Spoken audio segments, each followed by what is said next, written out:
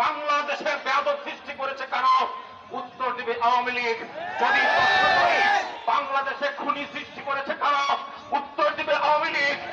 বাংলাদেশে সন্ত্রাস সৃষ্টি করেছে কারা? উত্তর হবে আওয়ামী লীগ। বাংলাদেশে ধর্ষক সৃষ্টি করেছে কারা? উত্তর হবে আওয়ামী লীগ।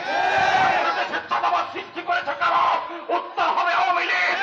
বাংলাদেশে ইসলাম বিদ্বেষী সৃষ্টি করেছে কারা? উত্তর হবে আওয়ামী লীগ। সুতরাং শতকরা 92% মুসলমানের দেশ।